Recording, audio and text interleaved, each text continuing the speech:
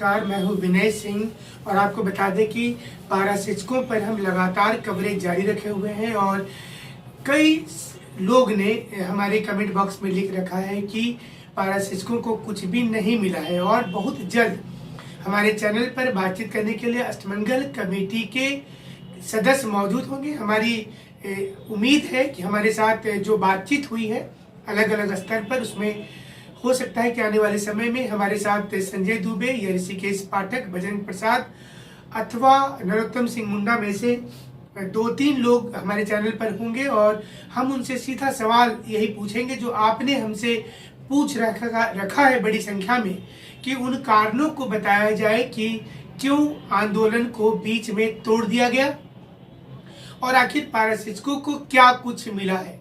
ये सवाल इसलिए लाजमी हो गया है क्योंकि बड़ी संख्या में हमारे कमेंट बॉक्स में पारा शिक्षकों ने लिख रखा है कि उन्हें कुछ भी नहीं मिला, उन्हें 0 मिला है और सरकार जो है वो बहुत ही दिमाग लगाकर हड़ताल तोड़वाई है। एक और तो कह दिया गया है कि 2000 से लेकर 5000 रुपये तक की सैलरी बढ़ाई गई है, लेकिन वास्तविकता इससे परे नजर आती है। 5000 रुपया तक सैलरी बढ़ता हुआ नहीं दिख रहा है। ये जो सामने हमारे पास जो खबर है उसके मुताबिक है कि सरकार की जो योजनाएं पहले से बनी हुई थी और हम आपको ये बता दें कि हम तक जो 5 जनवरी तक अंदेशा था वह था 20,000 और 18,000 के फार्मूले पर फिट होगा, लेकिन कहीं ऐसी चूक हुई है जिसमें 15,000 पे जाकर अटक गया और कुछ लोगों को तो कुछ भी नहीं मिला, मतलब 2,000 रुपया ही मात्र बढ़ा है।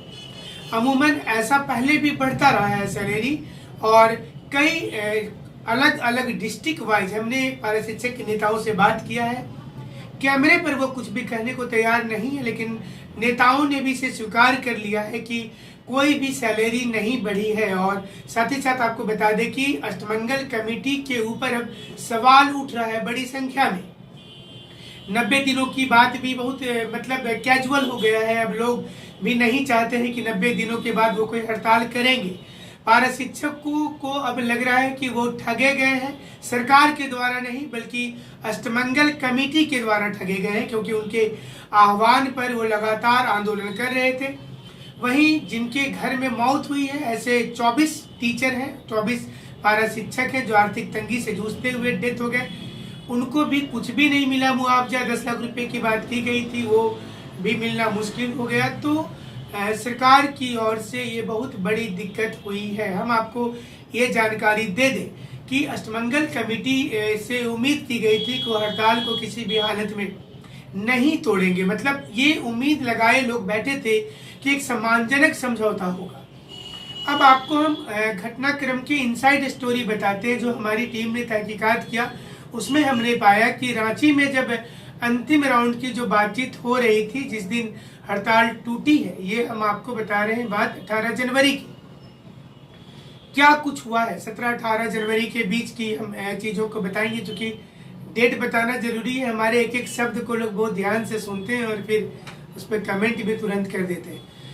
तो हम आपको बता दें कि शाम को 6 बजे के जगह पर 6:30 बजे एक बार बैठक हुई है, एक बार 7:30 बजे हुई है, एक बार रात को 9 बजे हुई है।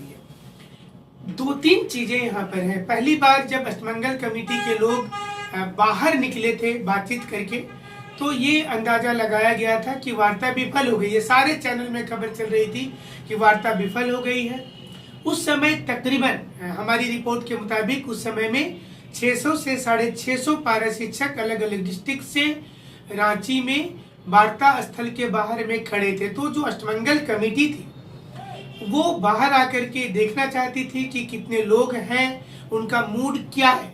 और बाद में जब वो सारे लोग चले गए, जब वार्ता विफल हो गया तो चले गए, लेकिन 1 घंटे के बाद ये सूचना आती है कि वार्ता का लास्ट राउंड शुरू हो गया है। ये संभवतः स्थल पर मौजूद 500 से 600 पारा शिक्षकों को भी जानकारी नहीं थी और रात को देर रात 9:30 से 10 बजे के आसपास से सूचना आती है कि हड़ताल टूट गई है। बिंदुवार तरीके से इन चीजों को अपना लिया गया है। तो जो चिट्ठी वहां से इशू की गई है उस चिट्ठी में स्पष्ट तौर पर है कि 1 लाख रुपए से ज्यादा नहीं दिया जाएगा मुआवजा के तौर पर जिनके घर में मृत्यु हुई है। दूसरा उसमें था कि वेतन जो 62 दिनों की जो सैलरी है वो चली जाएगी। सबसे अहम मुद्दा होगा कि ये जो 62 दिनों की पेमेंट है ये नहीं मिलेगा तो क्या होगा। तो अष्टमंगल कमेटी के साथ क्या बातचीत हुई है, अभी तक अष्टमंगल कमेटी वाले ने भी खुलकर नहीं बताया है कि आप कमरे के अंदर में 45 मिनट आधा घंटा क्या बातचीत हुई, किस मुद्दे पर हुई है, क्या डिस्कशन हुआ है।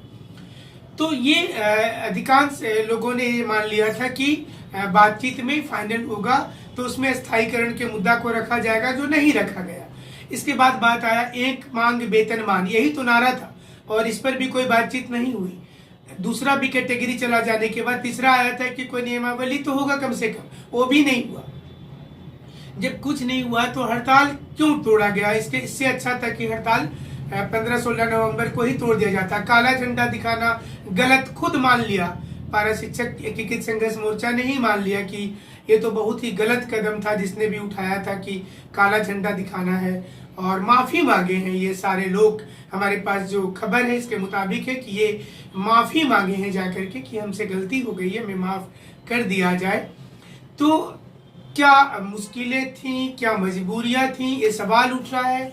और हमारे साथ उम्मीद की जा रही है कि पारा शिक्षक एकीकृत संघर्ष मोर्चा के लोग हमारे साथ शामिल होंगे और हम उनसे बातचीत भी करके आपको सुनवाएंगे पूरी चीजें। हमारे साथ आने के लिए कई नेताओं ने हाँ कह दिया है।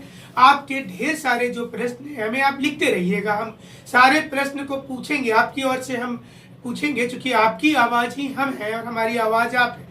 तो हम आपको ये बता दें कि झारखंड अब तक न्यूज चैनल 15 नवंबर से लगातार इस मुद्दे पर लगातार कवरेज दिखा रहे, कि घटनाक्रम को हम दिखा रहे, और इसके बाद जिस प्रकार से हड़ताल टूटा है इससे पारा शिक्षकों का उत्साह बहुत कम हो गया है। अब अनमने ढंग से लोग बोल रहे हैं कि 90 दिनों के बाद वो आंदोलन करेंगे, देखा जाएगा, लेकिन कितना ये सब कुछ होगा ये तो वक्त बताएगा आने वाले समय में। ये भी एक सवाल सामने आता है, लेकिन सवाल एक नहीं है, सवाल अनेक।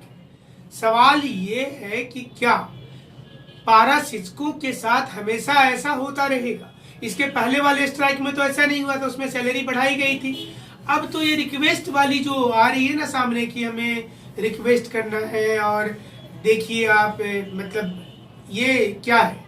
ये तो लोगों को लग रहा है कि मतलब कहीं ना कहीं वो इतना बड़ा आंदोलन खड़ा किए, कितने लोगों के ऊपर केस हुआ, कितने लोग इसमें घायल हुए हैं, कितने लोगों का अपने गांव में प्रखंड स्तर के नेता से राज्य स्तरीय नेता के साथ में उनका मनमुटाव हुआ, और लोगों की जो इतने आर्थिक तंगी के दौरान में कर्ज लेकर के आंदोलन को चलाने वाले लोगों के ऊपर क्या बीतता होगा अगर उन्हें ऐसा जब पता चलेगा कि आंदोलन मैनेज हुआ। क्या आंदोलन मैनेज हुआ है? ये बड़ा सवाल है जो निकल कर सामने आ रहा है। हम तक बहुत बड़ी संख्या में लोगों ने कमेंट कर रखा है। हम आपको अगली वीडियो में सारे लोगों के कमेंट भी दिखाएंगे, जिन लोगों ने कमेंट कर दिया है कि आंदोलन जो है वो मैनेज्ड है।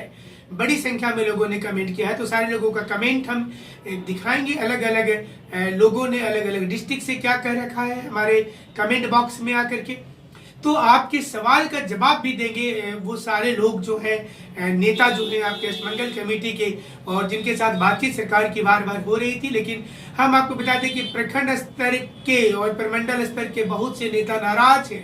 पारा शिक्षक तो नाराज है, ऑब्वियस है, उनकी बातचीत से लग रहा है, बॉडी लैंग्वेज से लग रहा है, और कोई भी लोग को लग रहा है कि ये उनके साथ में सरासर धोखा हुआ है। लेकिन सवाल ये उठ रहा है कि ऐसा निर्णय किसका हुआ कि जब तोड़ने की बात आई हड़ताल को तो एक क्या एक तरफा फैसला लिया गया है। तो हमारे साथ जो नेता मौजूद रहेंगे आप उनसे बड़ी संख्या में सवाल पूछेंगे। झारखंड अब तक न्यूज लाइव पर एक साथ अष्टमंगल कमेटी के कई नेता होंगे। पहली बार जब वार्ता होने के बाद में ये पहली बार होगा जब कई नेता झारखंड अब तक न्यूज चैनल के स्टूडियो में होंगे। लेकिन आपका सवाल आप डायरेक्ट हमसे पूछते रहें और ये सवाल आपके नेता से हम पूछेंगे। तो हमारे साथ आप ऐसे ही जुड़े रहिएगा। जुड़ने के लिए आपका बहुत बहुत धन्यवाद, बहुत बहुत शुक्रिया।